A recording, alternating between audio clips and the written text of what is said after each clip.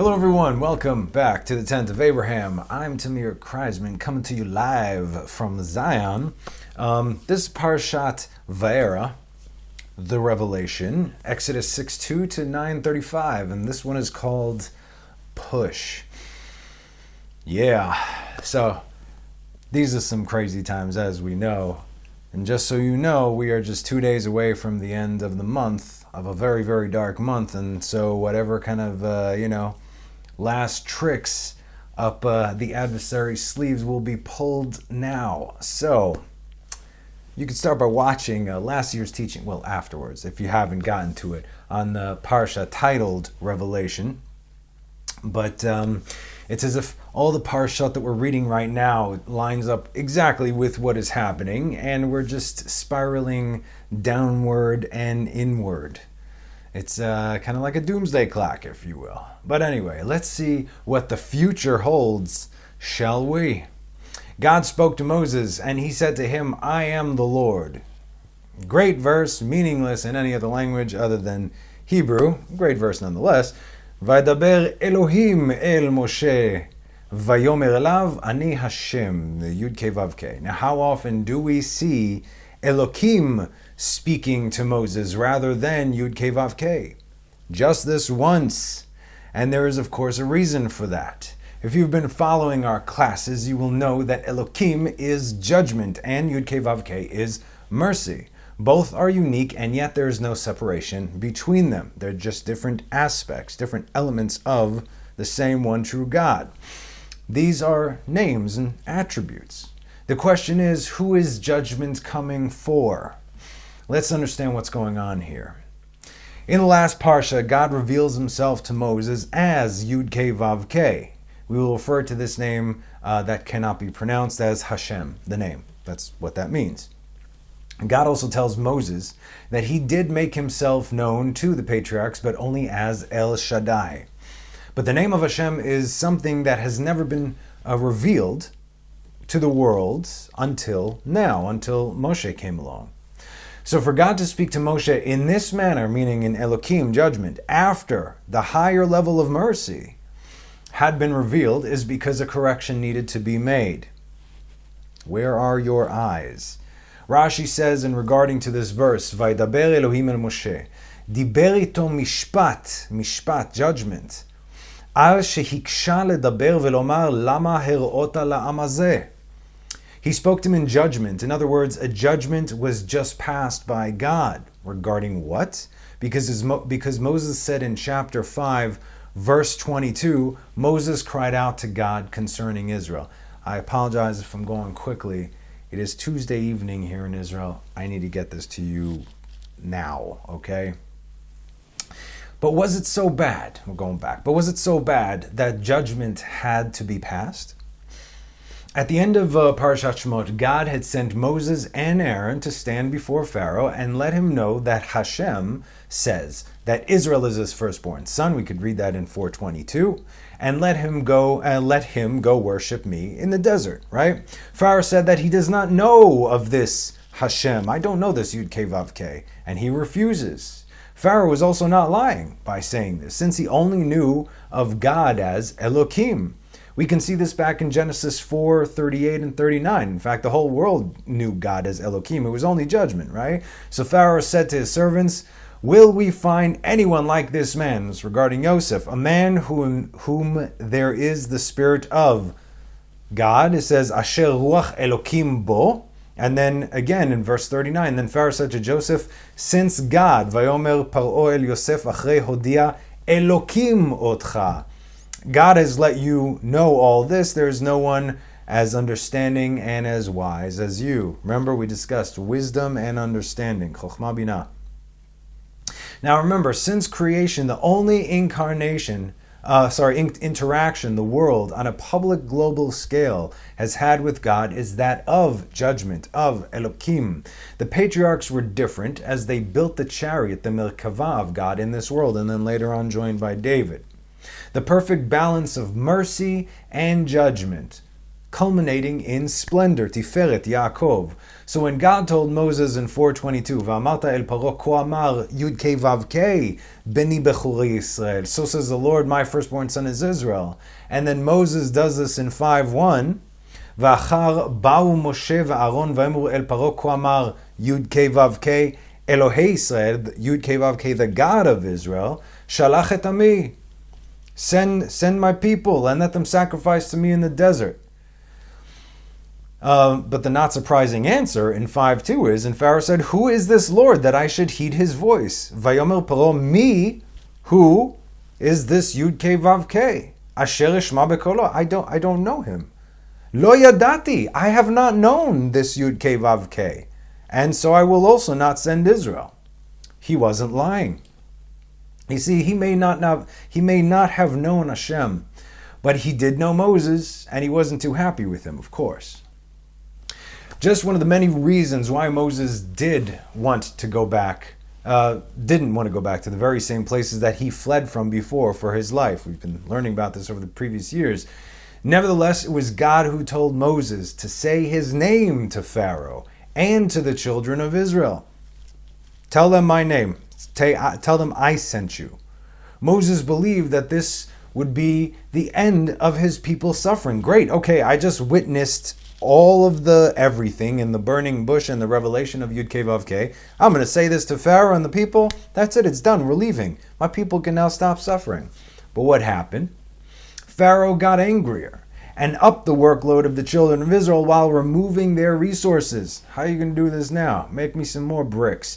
As a result, the Jewish officers who were reluctantly placed over their brethren were beaten daily on their behalf. As we learned this last year, they placed the officers over the children of Israel, and if bricks came up short, if they did not finish their quota and their workload, they had to rat out their brothers to their Egyptian taskmasters. And if they didn't do it, which they did not do, none of them did. This is why these people are tzaddikim, even when they are oppressed.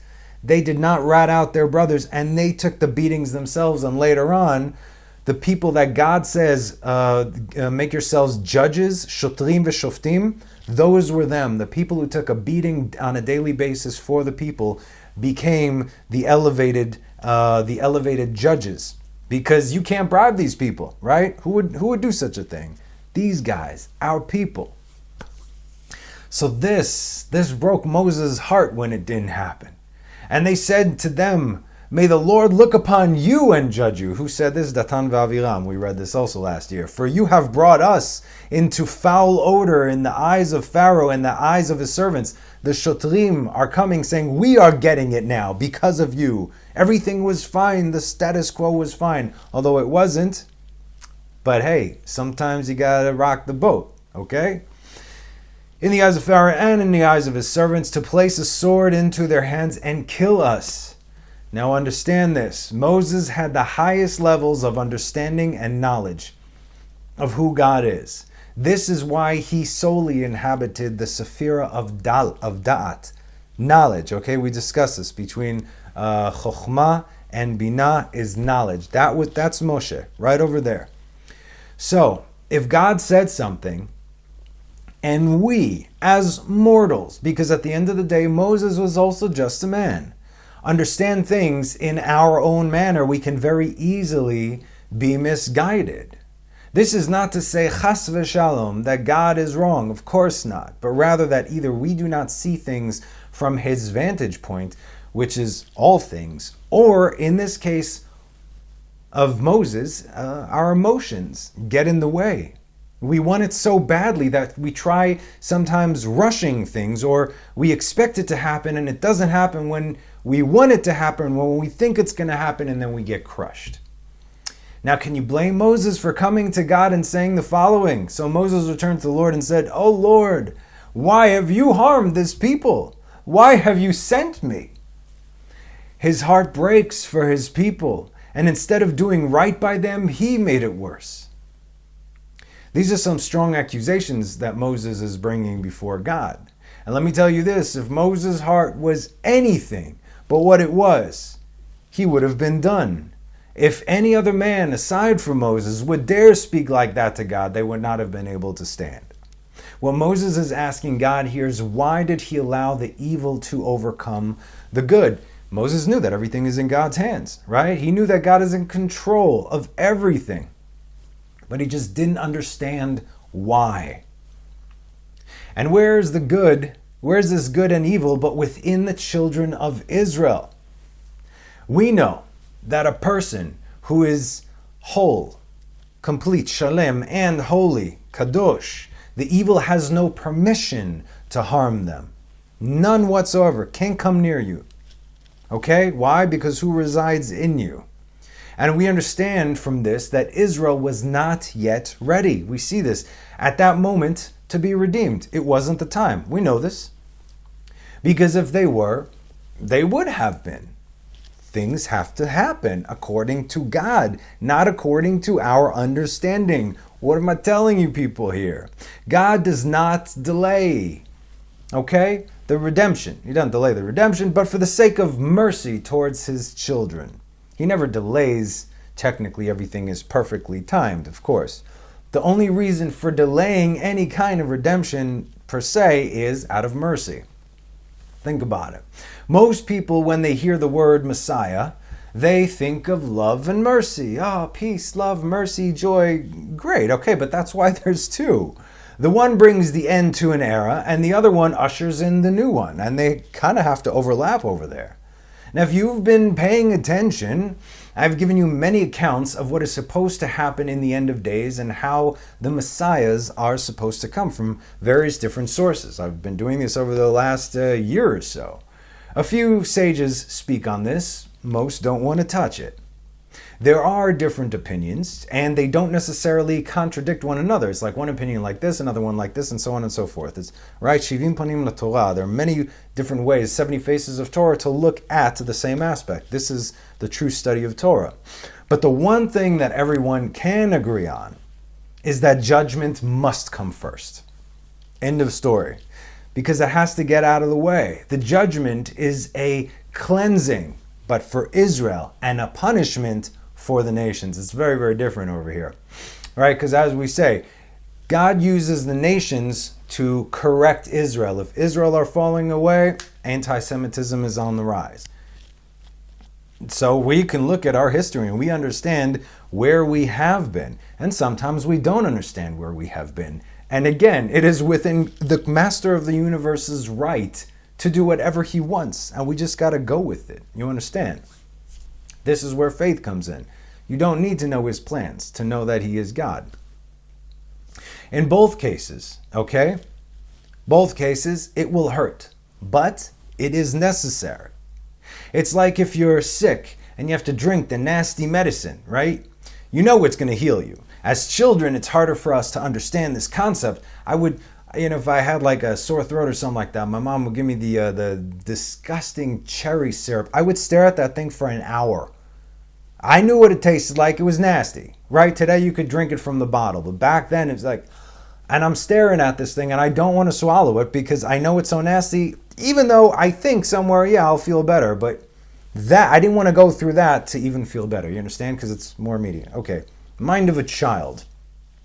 We don't want to go through this pain. But when we grow up, we understand that it's necessary sometimes. If you break a bone in a severe way, sometimes a doctor might have to break it again to set it right, and so on. You get this. But the basic understanding of your average, everyday Joe today in the world that knows that there is a God. Yeah, sure, there's a God, okay, but still I'm afraid of this and doing that. So they think anyway. And the pain and the discomfort are hard for them to handle. The average person today is not on par with a child who has to swallow the nasty medicine, but rather like a pet, okay? Who ate something bad, let's say, and now has to go through surgery, antibiotics, and one of those cones.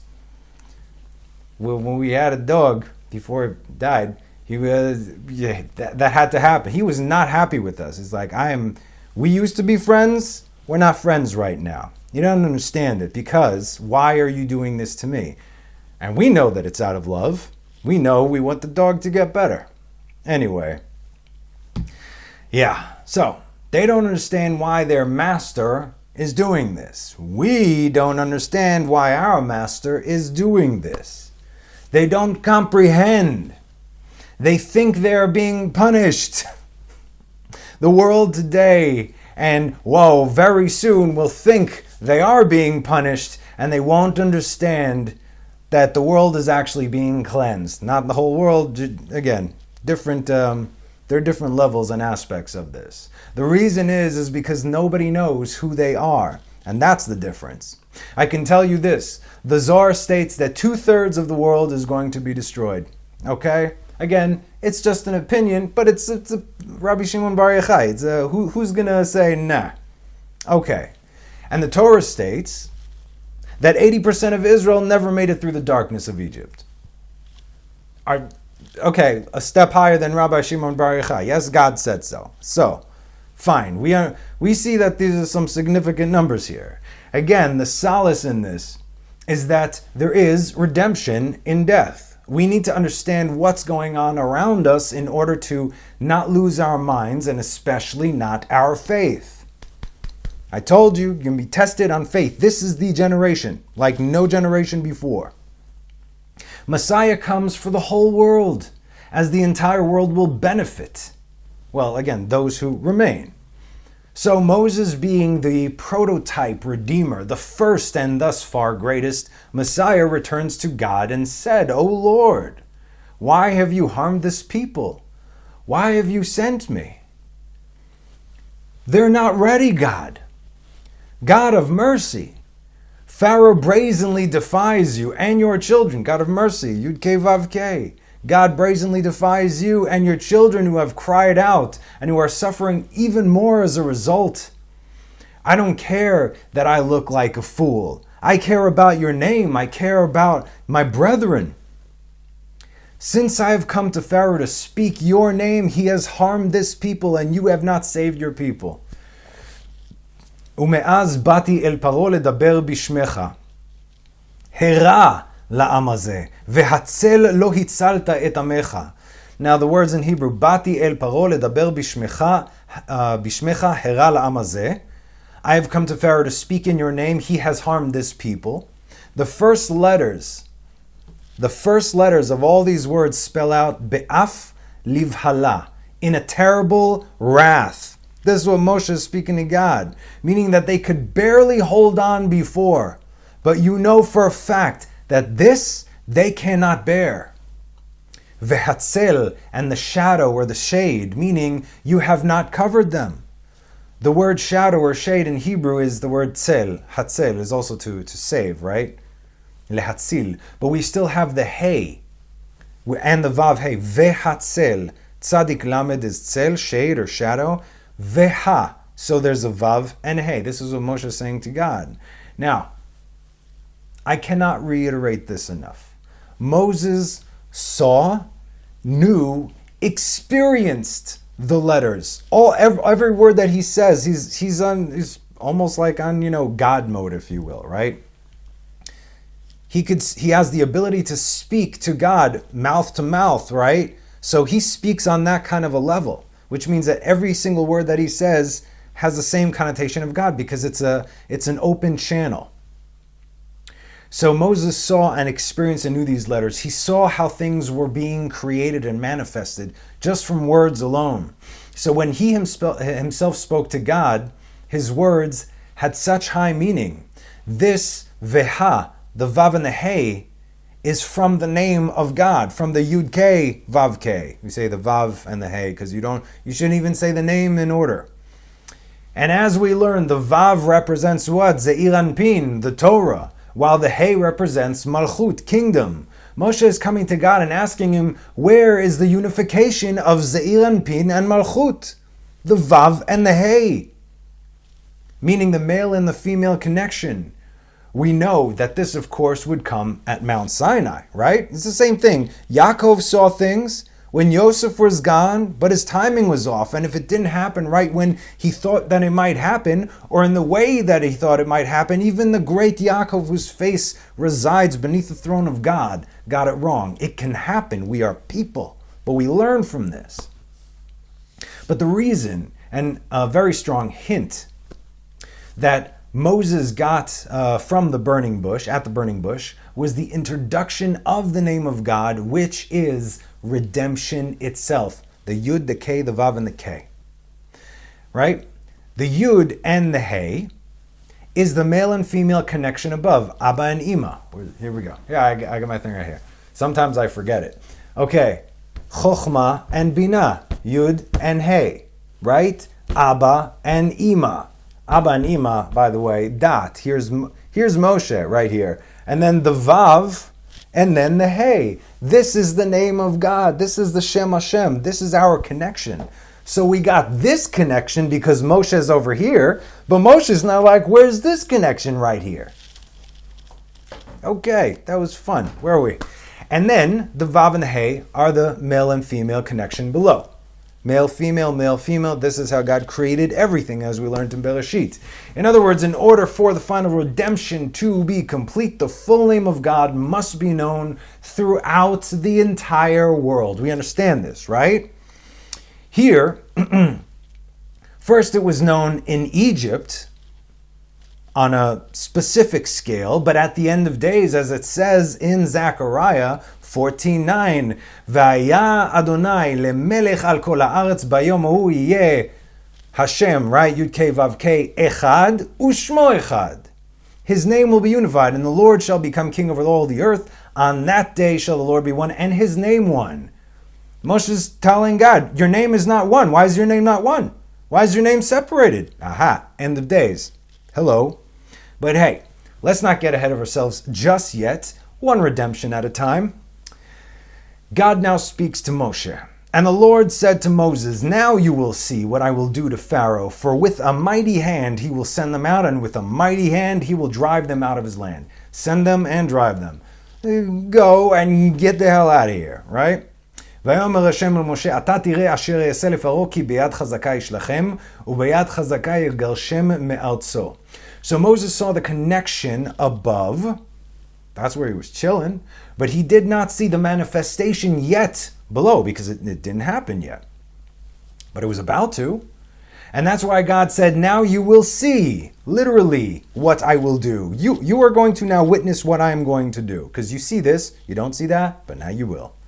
God answered Moses in the aspect of mercy, but the words Beyad Chazakah is written twice, right? It starts off with Vayomer Hashem, right? Mercy. Now, Yad Chazakah, we know that if we see Yad, it's most likely the right hand, but Chazakah is different. Yad Chazakah, mighty hand, signifies Gevurah, judgment, and more specifically, the name of Elokim. So God speaks to Moses from the aspect of mercy, but tells him that judgment is coming to Pharaoh, because everything from the left still comes out of the right. The judgments will start on a smaller scale because they first, as we first mentioned, going to send them out, but concludes with drive them out, which is exactly how it went down, which is exactly how some other things, current events might go down, but nobody's paying attention. So much so that when it finally happened, it was written of the Egyptians in Psalm 105. Remember the story of from Abraham all the way till after Yetziat Mitzrayim. Psalms 105, 38. Samach Mitzrayim betzetam ki nafal pechadam alehem. Egypt rejoiced, were happy with their departure, for their fear had fallen upon them. Where they placed the burden upon Israel, Israel would then become the burden to them. But now, we open our parsha with judgments towards Moshe. Vaydaber Elokim el Moshe. Vayomer elav ani Hashem. Judgment, but hey, a mercy. Now we see the aspect of judgment, but always returning to mercy. Nevertheless, God is telling Moses that he knows exactly what's going on, and that it is all part of the plan. And like we discussed before, if Moses did not have the purest of hearts and intentions, he would not have been able to stand, and God knew this. Which is why God just said before, now you will see the exodus from Egypt, but you won't see the entrance to Israel. So we learn that this is actually the point where God told Moses his fate. Not even in the wilderness, as we learned last year. And still, it did not slow Moses down. He didn't care at that moment. He's like, I just need to get them out of here. What do I do? God spoke to Moses, and he said, I am the Lord, Ani Hashem. I am speaking to you hard words right now, because Moses, you know who I am, Ani Hashem. I am Yud Kei Vav Kei. You know me like no one alive. The higher up we are, or the closer to the center we are, depending on the, allegory, the slightest turn or adjustment can have a massive impact in either direction, right? The higher the tzaddik, right? It takes a whole generation to destroy the world, but it can take one true tzaddik to save it. Moses was that tzaddik that would now have to go on and have an unwavering faith and trust in God and his plan. And he got it from all aspects. He fought with the people. He was interceding for the people who fought with him for 40 years. Who does that? Only Moshe. Regardless of how much he knew or understood, he was still just a human being who struggled daily. Again, while Moshe was going through these things, he was still being refined. He wasn't just done at age 80. Every moment with them, he was still being refined. That's why he kept on growing and growing and growing. And again, this is a hero that we all want to relate to, the kind who struggles with life, downfalls, exiles, and feelings. So somehow, we can all relate to Moshe Rabbeinu? That's amazing. If a man is tried for over 80 years and has been through everything and overcame, you know this is the right guy to lead the people as the faithful shepherd that he was and continues to be till this very day. How's that Torah you're learning over there at home? Thank you, Moshe Rabbeinu. And now God is teaching Moses and us a valuable lesson. Behold the process. Of what? Of all things. From the beginning to the end. Moses, I appeared to you from within the very fire of judgment itself, only to reveal my name to you, which is mercy. Showing you that even the harshest judgment in the world comes from the aspect of mercy. For without mercy, judgment would destroy everything. Now, the reason I am even here to begin with is because of your fathers, Abraham, Isaac, and Jacob.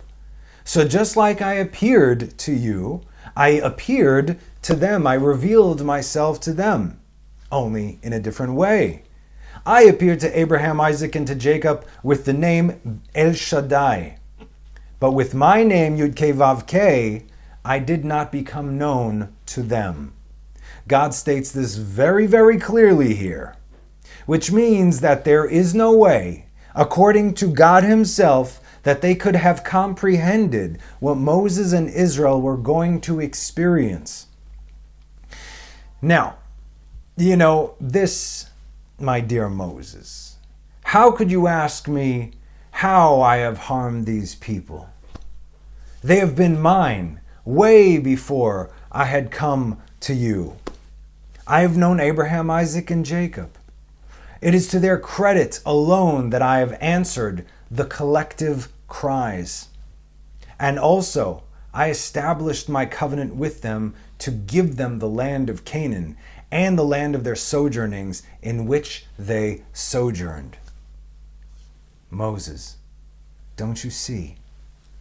If I sent you at such a time as this, then know that not only have you not failed, but you will never fail. I know you see them suffer, but it's all part of the redemption process. And also, I heard the moans of the children of Israel.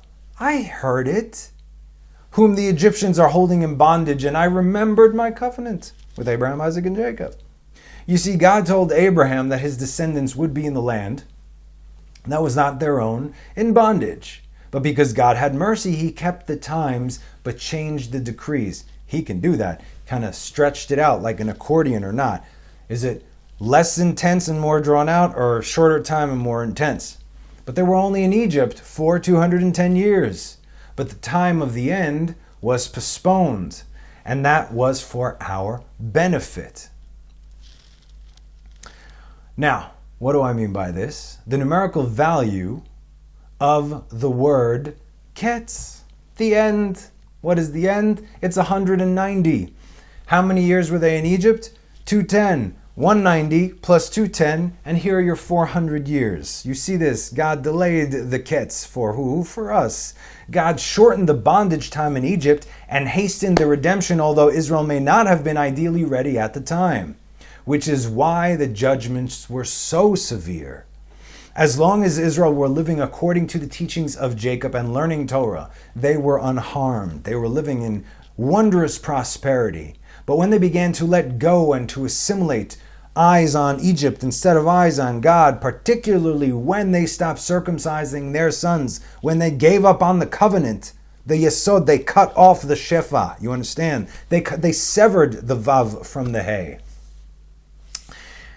That's when the bondage began. So as a result, whatever time was left on the 210 years spent in Egypt, the bondage was extreme because it was condensed. And so now, if we are not ready to be redeemed, the end will also be extended as a matter of mercy. Let's say that you sinned back in the day, okay? I'm throwing out things. Your punishment was 100 lashes, okay? And up to 10 years in prison. But once you take your punishment, you can go free. But until that time, you are to remain locked up in a dungeon. Not fun. You can choose to receive a lash a day, maybe once a week or once a month. So you could get out in, let's say, 100 days, in 2 years or in 8 years. Now, if you're feeling brave, you could also take them all in one day. But the catch is that every whoosh, crack of the whip, it removes flesh from bone. So, even the strongest of men can't live through more than 10 or 20 lashes, right? Okay, so you see the catch here. So what we have here is the punishment being delayed as much as possible, and now all the lashes are coming in full force. Now, as Israel, I don't want you to think of this as a punishment. As we discussed, it's not. This is a cleansing. But it's also a necessary preparation. Meaning all the schmutz that we covered ourselves with, we gotta get scrubbed down and get cleaned off. And that hurts because we were ripping off pieces that have already been embedded into who we perceive that we are. Just like Abraham, Isaac, and Jacob went through, and just like Joseph went through, and just like Moses went through up until this very point. They went through it, and you need to go through it too. Do you hear me? They didn't go through it so you wouldn't have to. Make no mistake, remove these false narratives from your consciousness, because we can see ideas like that have nothing to do with anything from the Torah. Ideas like that are going to be given a very rude awakening to the world in the very near future. Like I said, in the past, about 2.3 billion people or more in the world are about to go through an existential crisis. Think about what that's going to do. When no one's got anything technically to live for, or no standards to live by, and it's every man for himself. But that's the klipa that doesn't even know the meaning of the word klipa. God is showing Moses the timeline up until that point, and then he tells him what he's about to do, what God is about to do. Verse 6, therefore say to the children of Israel, I am the Lord, and I will take you out from under the burdens of the Egyptians, and I will save you from their labor, and I will redeem you with an outstretched arm and with great judgments. Bishvatim gdolim. Say to the children of Israel, okay, what does it say? You have no choice but to say to them, because they cannot even look up and see anything but what they have been shown by the Egyptians. So put it out there. They're not going to understand it, but you got to put it out there. Let them not come afterwards and say, well, what happened? Okay, you're listening, I hope. In the Midrash, it's written that one of the many ridiculous tasks that Egypt forced upon Israel was to go hunting for lions and wolves. But the thing is, Egypt didn't even have a need for lions and wolves. It's like, go endanger yourselves in these crazy things. Thanks for the carcasses, and they toss it in the garbage, right? And when a person consciously does the same thing over and over again, something they hate doing, they slowly but surely become dead inside. Have you seen corporate America? You got your suits and nooses around your necks in various different colors. You absolutely hate what you do. As a result, you try and find purpose and meaning, but by then you're so in debt that you have no choice but to work and work and work and never rest. Barely getting by, paycheck by paycheck. Who's got time for a redeemer right now? Is a redeemer going to pay my rent? Is a redeemer going to feed my kids? They entice you, they nab you, and then they enslave you. Here's free stuff, psych. And you believe that you have a choice. That's the biggest joke. Most people don't even know that they are enslaved because they are so plugged into the system.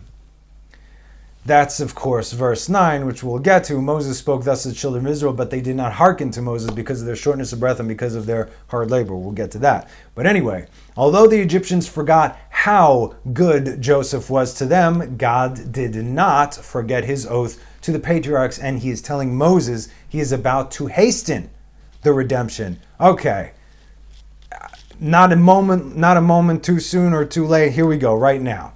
So hold on tight. It's going to be a bumpy ride. And in the same token, also be ready to let go. These are the 5 tongues of redemption. Chamesh leshonot hageulah. Technically there's 4, but I like to count 5, and I'll show you why. Therefore say to the children of Israel, I am the Lord, and I will take you out from under the burdens of the Egyptians, and I will save you from their labor, and I will redeem you with an outstretched arm and with great judgments. And I will take you to me as a people, and I will be a God to you, and you will know that I am the Lord your God, who has brought you out from under the burdens of the Egyptians. I will bring you to the land, see, this is where it stops, but I will bring you to the land concerning which I raised my hand to give to Abraham, Isaac, and to Jacob, and I will give it to you as a heritage. I am the Lord. Vehotzeti, ve'etzalti, ve'ga'alti, ve'lakachti. This is usually where the count ends, but veheveti, we're still waiting for that. Now, if you line these up, you'll see that the order is not 100% logical, right? I will remove you, then I will save you, then I will redeem you, then I'll take you, then I'll bring you. Okay, so now technically, the 4 lashonot, these are the 4 cups that we drink on Passover, right? But there is a 5th cup, and that's the cup of the final redemption. That is the cup of Mashiach. The Zohar brings forth the question. You may ask, why does it seem that some of these actions are out of order? Should it not have said at first, Vega'alti, I will redeem you? Redeem me, yeah. And only then, Vehotzeti, then I will remove you? Then I'll take you out? And if you have redeemed us and removed us, then by defining it, then by default, would that not have meant that you already saved us? What's going on with these first 3 right here? This would be totally redundant then. Meaning once they have been taken out, why would they be under their burdens again? And why would God have to save them afterwards? Doesn't make sense. Or does it? So we understand the answer to this question in the 4th lashon, in the 4th tongue. I don't know if it's a good speech, whatever. Anyway, which is, and I will take you to me as a people, and I will be a God to you. So here's the story. Anyone who was in Egypt at the time knew very well that they could not escape. First of all, there was really nowhere to flee, right? Because you are surrounded by the deadliest wasteland in the known world at the time. This was the Midbar from all sides. And second, even if you left prepared, which would require, weeks, if not months of planning and storing food, for, again, they didn't know how long they were going, they still would not be able to make it far. And why is that? Witchcraft. Yay! And this is why throughout the book of Bereshit, while referring to Egypt, as we discussed, it says Mitzrayimah. Mitzrayimah was the actual location, while Mitzrayim is the governing angel. But it still says Mitzrayimah with an open hay. With an open hay at the end. Meaning you could come and go as you please. But here, in Exodus, it turns into Mitzrayim with a closed mem. You understand? An open letter meaning you could come and go as you please. Mitzrayimah, free trade, whatever. And now what happens? Lockdown. Okay. Are we listening yet? Meaning, how does the song go? You can check out any time you like, but you can never leave. And this is how they did it. Egypt had 10 gates all around its borders. One of the gates had a lion, the other was in the shape of a man, one was in the shape of a dog, one camel, one a fox. You get the idea.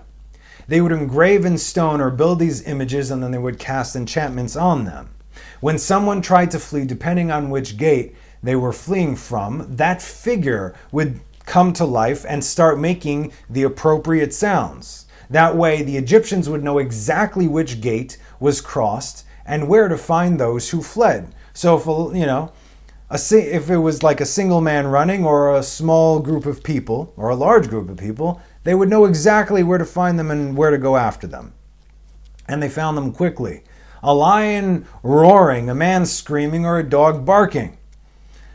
Interestingly enough, and then I'm thinking about this, now this makes sense. In chapter 11, verse 7, during the Exodus itself, it says, "But to all the children of Israel, not one dog will wet its tongue against either man or beast, in order that you shall know that I am the Lord. Will separate between the Egyptians and between Israel." So if a lion roars, it's not like they got lions all over Egypt necessarily, but if a lion roars, it's loud enough. If a man screams, they're in this gate, whatever. But if a dog starts barking, if one dog starts barking in your neighborhood, all the dogs are barking, right? So when Israel left Egypt, not a single dog barked. So, yeah, you understand. Maybe we have an idea of what gate they left during this time. This way, no man could escape because they would know exactly where to get him and bring him back. And if you think about it, this is the first alarm system put into place in the history of the world as we know it. And this is why God starts the levels of redemption with Vehotzeti, I will take you out, mitachat sivlot Mitzrayim. I will take you out, remove you from under the burdens of Egypt, because otherwise no man alive could achieve this. There was no way for you to escape. And now you may say, okay, great, you got them through the gate. But they can only breathe free air, supposedly, for so long, since the entire Egyptian army are going to just bring them back because they know exactly where they left from, exactly what road to go on, and they would just catch up with them. Which is why now it is said, Vehitzalti etchem avodatam, and I will save you from their labor, meaning that even if they were to walk out the gate, we're still going to be right back where we started, building bricks. And now we are saved from said labor, after which, Velakachti etchem li le'am, and I will take you to me as a people, and I will be a God to you. See, this is, once this happens, now you have been redeemed, and now I'm taking you, okay? This is, of course, the culmination of the great Exodus at Mount Sinai, when all of Israel shall know the Lord. Because that is the reason that they were taken out to begin with, to receive the Torah. Now, these 4 positive decrees from God to his people are actually opposed to 4 negative decrees from Pharaoh upon Israel. And they are 1. Heavy taxation, 2. Heavy labor, 3. Killing of the sons, and 4. Lack of resources. These, of course, have much deeper spiritual properties and implications and spiritual holds over Israel, which is why God had 4 positive ones to loosen these bonds. I will bring you to the land. This is the last one, okay? This one's a bit different. Think of it as a bonus round if you make it through all those other 4. Because you need to complete all the levers beforehand to get there. This is what we need to be paying attention to, especially given our current timeline. When God said, which I raised my hand, asher nasati et yadi, more like nasati et yadi. Okay? This is one of the few times that the driving force is coming from heaven and not earth. Remember, we have to do a lot of these things. But this is God's fight. Tell the children of Israel to be quiet and watch me do my work. Daddy's going to work right now. We have been learning this over time, to cling to God for dear life, right? And here's why. As God raises his metaphorical hand over Israel, all those who cleave to him will be raised along with him. So it's not like this, it's like this. This has yet to be complete because, well, here we are, but we're getting close. As soon as Moses hears this, he couldn't contain himself. And he ran to his people and told them the good things to come. Oh, you don't even know that their burdens are about to be over and that they are about to be removed and saved and redeemed and kept and brought in. And all this was imminent. He was so excited to be able to deliver this news to his people that he forgot, as did we, even for a moment, that Moses had a lisp and a stutter. His words were incomprehensible to the people. Remember, whenever Moses spoke to the people, it was done through Aaron. This was the whole argument that was taking place. Moses spoke thus to the children of Israel, but they did not hearken to Moses because of their shortness of breath and because of their hard labor. This verse means many things, of course. Hebrew is mikotze ruach ma'avodah kasha. We've discussed this last year, exactly what this means. It means many things, but on the most innocent level of just a man wanting to save his brothers, it tells of a man who wants nothing more than to serve his God and to save his people, despite the fact that he knew that he would not enter Israel. This man was not a man of words. He was obviously a man of action. And when he used them, he could not relay the message properly. And so he could not get the people's attention. And it was because the people were so caught up with their day-to-day lives, with their moment-to-moment realities, that all the good news in the world would not be able to penetrate the klippah that they have surrounded themselves with. First of all, do you see this? The man who wielded the greatest power the universe has ever seen, given to him by God, of course, was self-conscious. I don't need to list Moses' achievements.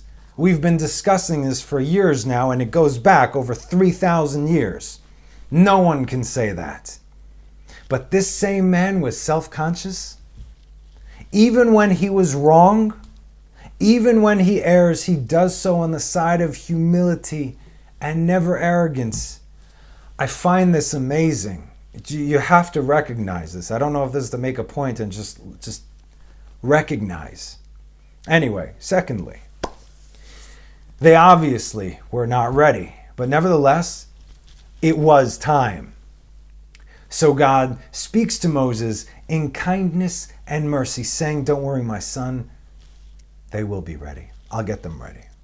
The Lord spoke to Moses, saying, "Vaydaber Hashem," here we go, mercy, "El Moshe le'emor, bo, daber el Paro melech Mitzrayim, vayishalach et bnei Yisrael me'artzo." Come, speak to Pharaoh. Next week is Parashat Bo. Why Bo? Because God was already, okay, you get it. Come, speak to Pharaoh. I'm coming with you. Don't worry. Let's go. I'm here, I'm there, I'm everywhere. The king of Egypt. And he will let the children of Israel out of his land. That's very, very comforting. Now, according to the Seder Olam, when God revealed himself, Seder Olam is it's a book that basically gives you the exact dates of every single significant event in the Torah. It's amazing, and it's a compilation of all the Torah, and they bring the dates so you know who, what, when, and how. And I was really curious about this. How long did it take from the time God revealed himself to Moshe at the burning bush up until the Exodus? Turns out it was 1 year exactly to the day. Moshe had the revelation of the burning bush on Erev Pesach. And all this happened 1 year. 1 year before the Exodus. It took less than a year to dismantle and destroy the most powerful kingdom on earth. And guess what? Nobody saw it coming. Not like that anyway. You have to understand the redemption is not yet here. but it has to come. First, you got to be taken out, right? We all want it to come quickly because one way or another it's coming. But will we be able to survive the night? Now, I had to Google these next few parts, but apparently the average labor time is anywhere between 12 to 19 hours. Our women's ears perking up right now. Okay. The baby's coming. You see what I'm saying? So would you rather have it out relatively quickly within 6 hours, but a whole lot of pain, or a good 24 to 48 hours? I mean, with whatever's going on over there. You tell me and then tell your husbands. What would you rather have? Would you rather get it over with and, okay, and then forget it ever happened and marvel in the bliss of holding your child? Or it just stretch out and you are in tremendous pain for a very long extended period of time because maybe you're not ready. Maybe you didn't make it there. Maybe, I don't know. Isaiah 66. Who heard anything like this?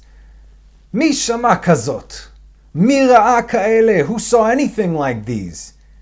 Is a land born in one day? Hayuchal eretz beyom echad im yivaled goy pam achat? Is a nation born at once? That Zion both experienced birth pangs and bore her children? Now the first time a nation was born was when God gave us our first command, which is the counting of the months. Still in Egypt, as a nation we will do this. That's the first time the nation was actually born in a day. And the second and only other time happened in 1948 in Zion. That is correct. Is a nation born at once, that Zion. Both experienced birth pangs and bore her children. Will I bring to the birth stool and not cause to give birth? Says the Lord, am I not he who causes to give birth? Now should I shut the womb? He's asking you a question. God is asking us a question right now. Listen up. Shall I deliver this baby now, or should I shut the womb? Anybody. Perhaps God will shut the womb because there doesn't seem to be enough understanding as to the gravity of the situation. Unfortunately, all eyes in the world are on what's going on in the West, instead of what's actually happening right here, currently, in Zion. Listen to me now. We have already been shown the crown. It's right here. Do you get it? I'm not going to say it. Maybe a little bit. What is the first thing of the child? When a child's about to be born, what is the first thing? What is it called? The crown, right? AKA the Rona, AKA the vid, AKA the witchcraft at the gates. I googled this part too. Crowning is often referred to as the ring of fire in the birthing process. It's when your baby's head becomes visible, just the top, because this is called the crown, the keter, visible, the birth canal after you fully dilated. Sorry. Now, don't get me started on the ring of fire. That's a whole other talk. But focus and see, for the love of God, what is happening, and not on what they're showing you. Who cares? You're missing it. Everybody is going to be shocked. Even if you believe that you are 100%, oh look, and it's, well, okay, no problem. The crown has been here, staring us all in the face for a year now. 1 year. Look at the exact timelines. When God was revealed to Moshe, 1 year later, what happened? What's everybody focused on? You want to see more? You want to see this through? Do you want to see this baby come to term? Then push. Stay safe. Eyes open. Shabbat Shalom.